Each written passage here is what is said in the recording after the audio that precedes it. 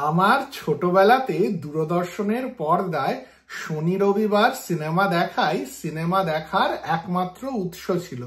আজকের মতো এত ঘন ঘন সিনেমা হলে গিয়ে সিনেমা দেখা হয়ে উঠতো না। আর ছোটদের তো থ্রিলার বা হরর সিনেমা দেখার একেবারে নিষেধাজ্ঞা ছিল। ওইসব ছবিগুলো ছিল অ্যাডাল্ট ছবি।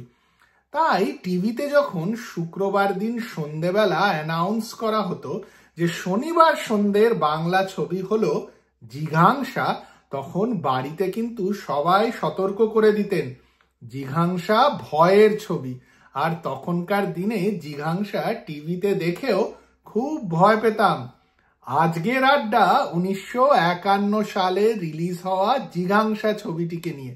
আমি তন্ময়, আশা করি আপনারা সকলে খুব ভালো আছেন। আমি যখন প্রথমবার টিভিতে জিঘাংসা ছবিটি দেখি তখন ছবিটি কিন্তু অলরেডি 30-35 বছরের পুরনো ছবি হয়ে গেছে।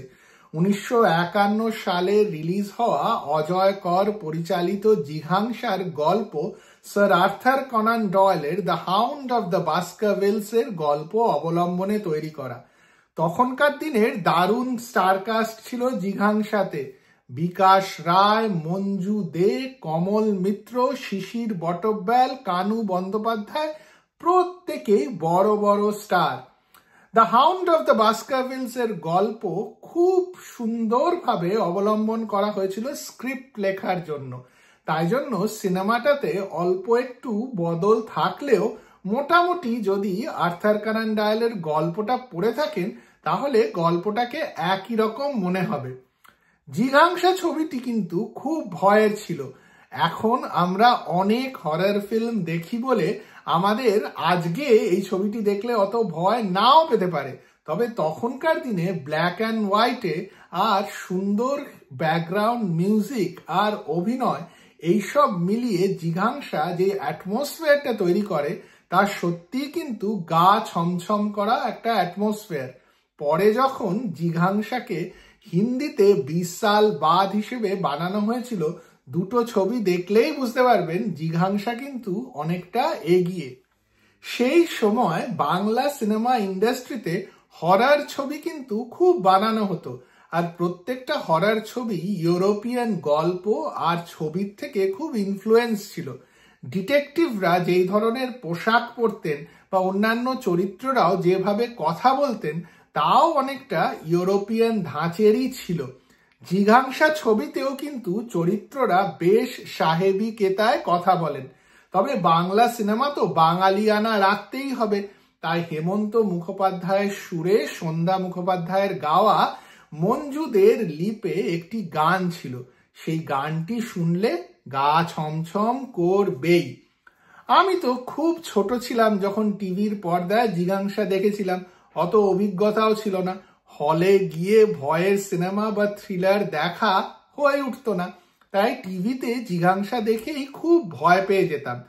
যতবার দেখেছি ভয় পেয়েছি, আর আজকেও যখন দেখি সেই পুরোনো দিনের স্মৃতি মনে পড়ে যায়।